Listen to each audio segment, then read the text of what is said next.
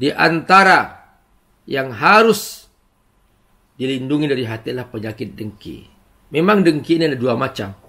Ada dengki untuk kebaikan, ada dengki untuk urusan dunia.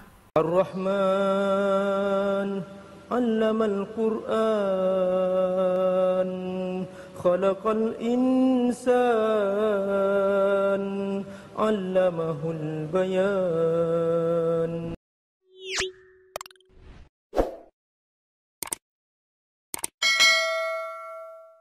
Pemirsa rahimakumullah, kita masih terus berlanjut untuk belajar kitab Bidayatul Hidayah. Di sini Imam Al-Ghazali mengatakan tentang hasud, tentang dengki. Wal hasudu huwa alladhi yashukku alaihi in'amullahi ta'ala min khazain qudratihi ala abdin min ibadihi bi'ilmin aw malin aw mahabbatin fi qulubin nas aw hadzin min al-hudud. Ini masalah hati, bahwa perjuangan kita menjaga hati. Di antara yang harus dilindungi dari hati adalah penyakit dengki. Memang dengki ini ada dua macam. Ada dengki untuk kebaikan, ada dengki untuk urusan dunia. Kalau dengki untuk kebaikan, dibolehkan. La hasada illa fitnatain, kata Nabi. Dengki semuanya haram kecuali dua hal, yaitu yang pertama adalah rajulun atahullahu malan fa'anfaqahu lailan wa naharan. Ada orang yang diberi harta berlimpah lalu dia berinfakkan di jalan Allah Subhanahu wa taala siang malam, maka boleh sih dengki seperti ini. Dia ingin jadi orang seperti ini, ingin kaya juga seperti itu, tapi aku akan juga menginfakkannya di jalan Allah Subhanahu wa taala siang dan malam. Itu boleh. Yang kedua, rajulun atahullahul Qur'an wa qara'ahu ana al-lail wa atrafan nahar. Orang yang diberi Al-Qur'an, diberi kefasihan membaca Al-Qur'an, diberi kemudahan menghafal Al-Qur'an, diberi kemudahan untuk memahami Al-Quran, maka dia dengki, ingin jadi orang seperti ini, ingin jadi hafiz Quran, ingin jadi ulama Al-Quran, ingin menjadi da'il Quran, maka orang seperti ini dibolehkan. Tapi selain itu, kata Nabi, ingat, ini berbahaya. Nah, Imam Al-Ghazali menyinggung masalah dengki ini dengan sangat dalam, dan ini definisi-definisi yang sangat luar biasa. Apa kata Imam Ghazali? Di antara model hasud, model dengki yang Allah tidak suka adalah huwallazi yashukku alaihi in'amullahi ta'ala. Dia merasa keberatan dengan nikmat yang Allah berikan, min khuzaini qudratihi, dari kekuasaan Allah Subhanahu wa taala yang maha besar, yang maha luas, ala abdin min ibadihi, atas hamba-hambanya. Dia keberatan. Berupa apa tuh nikmat? Bi'ilmin, berupa ilmu. Dia tidak suka kalau ada orang alim. Kenapa sih kok ilmunya itu gak diberikan kepadaku? Kenapa kok dia yang dibikin alim oleh Allah sehingga dia viral, dia terkenal, banyak orang mencium tangannya, banyak orang memujinya, banyak orang menyambutnya. Kenapa kok dia sih, kok bukan aku? Nah, ini keberatan dia. Dia keberatan. Nah, ini salah satu dengki yang karena dia ingin dipuja-puji juga seperti orang itu, ingin juga viral seperti orang itu. Padahal, anakku rahimakumullah, viral itu penting, tetapi bukan segalanya. Lalu kemudian kamu dengki lalu memusuhinya. Ya, kalau dikasih viral, alhamdulillah. Tapi gunakan untuk berdakwah di jalan Allah Subhanahu wa taala. Apalagi sekarang memang dibuka oleh Allah dengan sosial media seperti ini. Gak disangka-sangka ya, seseorang hanya menge-share satu kali aja, Allah angkat lalu dia menjadi viral. Ada juga gitu ya. Ada yang viral dengan kebaikannya, alhamdulillah kalau itu yang menjadi penyebabnya. Tapi ada yang mengerikan, dia viral dengan keburukannya, viral dengan kedurhakaannya, viral dengan kemaksiatannya, viral dengan membuka auratnya, naudzubillah min dzalik. Nah, yang seperti ini sangat dibenci oleh Allah Subhanahu wa taala. Maka jangan merasa keberatan kepada orang yang diberi ilmu. Nah, ini ada beberapa ciri. Ya, dia keberatan. Kenapa? Kok hanya dia yang diberi? Maka dia berusaha minta, entah dengan segala cara, jangan sampai orang ini banyak manfaatnya. Dipersempit jalannya, dipersulit, padahal orang ini sudah baik sekali. Ditutup pintu-pintu untuk bisa berdakwah. Jangan undang dia, jangan ajak dia, dan seterusnya. Jadi dia ingin dirinya yang menonjol. Nah, padahal semua kita dibuka oleh Allah untuk kebaikan-kebaikan. Nah, ini termasuk bi'ilmin, ya. Ada yang dengki selanjutnya, yaitu dia hanya tidak suka atas pemberian Allah kepadanya tentang ilmu misalnya. Bi'ilmin, tapi dia supaya ilmu itu dipindahkan, dicabut oleh Allah dari orang itu dan dipindahkan pada dirinya. Ini juga tidak baik. Jadi kalau yang pertama itu dia tidak suka, maka dia berusaha untuk mempersempit jalan hidupnya. Yang kedua, dia tidak suka, akhirnya dia berusaha supaya dicabut oleh Allah ilmu itu dan dipindahkan pada dirinya. Nah, ini juga termasuk bagian daripada dengki yang tidak baik, ya. Yang ketiga, dengki bahwa dia tidak suka Allah memberikan ilmu kepadanya, tapi dia ingin mendapatkan hal yang sama seperti orang itu. Nah, ini juga saya ingin bersaing dalam hal itu, supaya dia orang sama, supaya viral yang sama, supaya terkenal yang sama, supaya dia juga diangkat yang sama dan seterusnya. Ya, teman-teman, itu bagian daripada rezeki, ya. Viral, terkenal, itu rezeki Allah yang ngatur. Allah yang ngatur.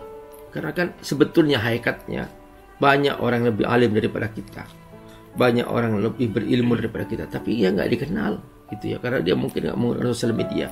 Kita sebetulnya sih viral dan nggak viral itu bukan urusan kehebatan atau tidak. Itu anugerah Allah Subhanahu wa taala. Tu'til mulka man tasya wa tanzi'ul mulka mimman tasya wa tu'izzu man tasya wa tudhillu man tasya biyadikal khair innaka ala kulli syai'in qadir.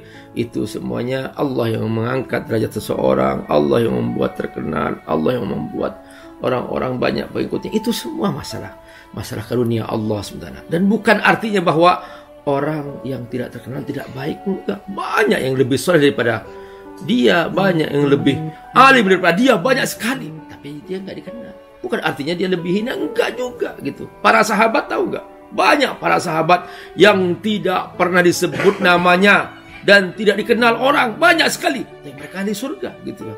Nah, jadi bukan karena terkenal lalu kemudian dia lebih alim, lebih hebat, enggak juga. Allah. Jadi carilah ilmu dengan sungguh-sungguh kepada siapa yang lurus dan benar, ya, bukan asal viral, tapi kita harus juga harus benar-benar bersungguh-sungguh untuk menjaga diri kita, jangan sampai kita punya semangat tapi ternyata salah jalan. Naudzubillah min dzalik. Banyak orang yang dia itu ingin kebaikan, ingin ketaatan, ingin lebih sempurna, tapi ternyata karena salah guru, akhirnya salah jalan, dan akhirnya dia tidak mendapatkan kebenaran dalamnya. Malah justru yang tertanam dalam jiwanya kebencian, hasud, dengki, dan seterusnya. Naudzubillahi min dzalik. Nah, ini termasuk dari salah satu hasud yang tidak dibolehkan, ya. Bi'ilmin. Sama sifatnya, au malin, atau berupa harta, ya, berupa harta. Jadi misalnya tetangganya lebih kaya daripadanya, lalu dia merasa bahwa kenapa ya kok tetanggaku lebih kaya, padahal tetanggaku ini nggak punya iman, dia termasuk orang yang nggak beriman. Kenapa lebih kaya? Nggak perlu iri kepada orang yang tidak beriman. Kalau mereka tidak beriman, itu namanya istidraj. Sanastadrijuhum min haitsu la ya'lamun, kata Allah. Jadi kalau ada orang dimudahkan urusan dunianya, tetapi dia tidak mentaati Allah, tidak beriman kepada Allah, itu namanya istidraj. Atau selain itu, misalnya dia juga sesama muslim, tapi dia mungkin kurang patuh dalam keislamannya, tidak pernah ke masjid, tidak pernah sholat berjemaah di masjid, bahkan mungkin nggak pernah sholatnya sepekan sekali hari Jumat aja mungkin, atau setahun sekali raya saja, bahkan tidak pernah sholat duha apalagi, sholat tahajud apalagi. Lalu kemudian dia ingat nih, loh kenapa ya kok dia yang kaya, padahal aku sudah sholat duha setiap hari, aku sudah sholat tahajud setiap hari, aku sudah baca Quran setiap hari, kenapa kok dia yang kaya? Ya nggak perlu iri. Sekali lagi, jangan-jangan itu juga termasuk istidraj. Sanastadrijuhum min haitsu la ya'lamun. Istidraj maksudnya apa? Istidraj diulur, ya diulur. Jadi seorang diangkat, terus diangkat. Setelah itu Allah jebloskan ke dalam adabnya. Karena Allah sedang menyiapkan adab yang pedih baginya, maka Allah mudahkan dia untuk dia supaya semakin banyak dosanya, karena sesuai dengan apa yang Allah siapkan untuk adabnya. Au mahabbatin fi qulubin nas. Nah ini dia, yaitu dengki. Mengapa kok orang ini yang dicintai banyak orang, kenapa orang ini banyak pengikutnya? Ya sudah, jumlah pengikut itu bukan ukuran berhasil tidaknya seseorang dalam berdakwah. Enggak juga. Dulu Nabi Nuh berdakwah 1000 tahun, pengikutnya hanya 80 orang. Sekarang ada salah seorang ustadz berdakwah di sosial media, sudah jutaan orang yang ikut. Apakah Nabi Nuh kalah daripada orang ustadz ini? Gitu seterusnya. Jadi nggak usah dibanding-bandingin. Jadi yang paling penting kata Allah, keistiqomahannya, kesungguhannya kita mentaati Allah, keistiqomahan kita berdakwah. Jumlah pengikut bukan urusan. Yang paling penting kita tetap beramal untuk Allah. Bagaimana Allah tetap menerima kita sebagai hambanya. Makanya banyak sekali para nabi yang biasa saja, ya. Biasa saja, dia tidak punya pengikut, bahkan banyak sekali. Hanya dicontoh kesabarannya, ya, seperti Nabi Ayub alaihissalam. Allah ceritakan kesabarannya, ya, dalam menjalani ujian. Jadi para nabi, jadi nggak identik dengan jumlah pengikut. Makanya nggak usah iri dengan orang yang mendapatkan viewers sekian juta, biasa saja.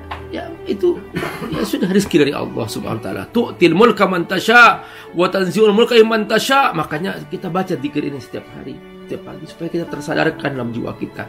Kita nggak pernah tergoyahkan oleh apa yang didapat oleh orang lain. Ya sudah, jangan mudahkan membanding-bandingkan diri kita dengan orang lain. Mulai hari ini anakku rahmatullah, stop banding-bandingkan diri kita dengan orang lain. Stop. Hatta innahu la yuhibbu zawalaha anhu wa illam yahsul lahu bidzalika syai'un min tilkan ni'mah. Nah, ada orang saking dengkinya, kata Imam Ghazali, innahu la yuhibbu zawalaha. Dia ingin supaya orang itu seketika dibikin bodoh, dicabut ilmunya, dibikin hilang hafalannya, dibikin miskin seketika, dibikin jatuh seketika, sehingga ada orang yang mencintainya. Senang kalau orang itu jatuh. Ya, jadi ini akibat daripada orang-orang yang dengki itu. Wa illam yahsul lahu bidzalika syai'un min tilka ni'am. Sekalipun dia enggak dapat nikmat itu. Jadi sekalipun dia enggak alim, enggak pernah, yang penting Allah cabut dah dari orang itu. Sekalipun aku miskin, Allah cabut dah kekayaannya dari orang itu. Sekalipun dia enggak viral, biarkanlah Allah cabut dari orang itu viralnya, dan seterusnya. Jadi bermacam-macam penyakit-penyakit itu, kata Imam Ghazali. Wa illam yahsul lahu bidzalika syai'un min tilka ni'mah. Jadi orang yang punya penyakit dengki, hasud, ya, jadi dia mudah dijangkiti merasa sombong. Baru punya kelebihan sedikit, dia langsung sudah nggak merasa rendah, sudah merasa dirinya paling tinggi daripada yang lain. Lalu dia merasa jual mahal. Nah ini juga salah satu penyebab daripada dengki, hasud atau kesombongan. Itu satu ciri-cirinya. Jadi berusaha hancurkan itu, merendahlah. Kalau kamu punya kelebihan, segera bergerak untuk membantu yang lain, membantu yang lemah. Kamu punya lebih matematika, ajar teman kamu yang tidak bisa matematika. Kamu lebih kekuatan menghafal, bantu teman kamu bisa menghafal. Kalau lebih makhrajul huruf, bantu teman-teman kamu untuk bisa mengajarkan makhrajul huruf. Apa yang bisa kamu amalkan, amalkan. Tahu nggak, anakku rahmatullah, setiap satu huruf yang dibaca oleh seseorang dan dia fasih karenamu, seumur hidup dia kamu kebagian pahalanya. Bayangkan coba, dia baca Al-Fatihah, fasih gara-gara kamu. Masya Allah, kamu kebagian keberkahan hidup kamu. Kamu kebagian keberkahan mentaati Allah. Lalu dia mengajarkan murid-muridnya, dia mengajarkan ribuan orang misalnya. Lalu kamu kebagian pahala itu. Itu keberkahan yang tidak bisa diukur dengan harta, tidak bisa dihitung dengan uang. Itu keberkahan. Yang paling penting, apa kelebihan kamu, amalkan. Apa kemampuan kamu, berikan kepada orang lain. Sehingga orang juga bisa hal yang sama dalam ketaatan kebaikan kepada Allah SWT. Apalagi Quran. Apalagi Quran. Harta saja. Harta saja. Ini ada salah seorang pengusaha ya. Seorang pengusaha. Dia suka membantu orang lain. Membantu temannya supaya jadi pengusaha juga. Dibantu temannya, diajarin berdagang, diajarin sampai dia orang kaya. Masya Allah. Setelah itu bantu lagi teman yang lain. Bantu lagi teman yang lain. Akhirnya apa? Sama-sama kaya. Dia membantu temannya supaya kaya. Dan ternyata temannya ini juga membantu dia untuk dagangannya laku. Akhirnya semakin kaya. Di saat yang sama akhirnya dia berbagi pada orang soleh, berbagi para santren dan seterusnya. Maka akhirnya dia menjadi kaya juga. Masya Allah, itu teman-teman. Ya, itu ada yang seperti itu. Dan akhirnya dia bisa berhasil membantu santren, membantu para guru. Masya Allah, luar biasa, luar biasa. Nikmat yang luar biasa seperti itu. Fahada, perhatikan kata Imam Ghazali. Orang yang dengkinya sudah sampai ke level ingin supaya nikmat Allah itu dicabut lagi. Fahada muntahal khabas. Ini paling buruknya keburukan. Ini paling buruknya keburukan. Kenapa? Kata Imam Ghazali, falidzalika qala Nabi SAW, ada sebuah hadis, al-hasadu ya'kulul hasanati kama ta'kulun narul hatab. Jadi dengki itu memakan kebaikan seperti api memakan kayu bakar. Seperti api memakan kayu bakar. Assalamualaikum warahmatullahi wabarakatuh. Alhamdulillah wassalatu wassalamu ala Rasulillah wa ala alihi wa sahbihi wa man. Teman-teman rahimakumullah, Abi Amir mengasuh sebuah pesantren FAT Institute. Pesantren FAT ini ada di Jakarta, ada juga di Sukawami, Bogor. Mereka rata-rata adalah anak-anak yatim duafa dan mereka belum punya asrama, belum punya masjid, dan juga mereka membutuhkan pembebasan lahan untuk pesantren. Teman-teman, membantu para penghafal Quran adalah menyiapkan mereka punya masa depan yang cerah, dan otomatis kita juga membantu diri kita sendiri, karena dengan membantu mereka menjadi penghafal Quran, menjadi para ulama, semua kebaikan yang mereka kerjakan, setiap huruf dari Quran yang mereka ulang-ulang, kita semua kebagian pahala. Bukan hanya itu, nanti di alam akhirat, di surga, mereka akan datang menyambut kita dengan mahkota yang indah, dan kita semua yang berdonasi untuk mereka akan diberi mahkota yang indah di pintu surga, sehingga kita semua bahagia selamanya di akhirat. Ayo bergabung membantu para santri yatim duafa penghafal Al-Quran di pesantren Fadl Tafsir di Sukawangi, Bogor, melalui rekening di bawah ini. Semoga Allah berkati. Assalamualaikum warahmatullahi wabarakatuh.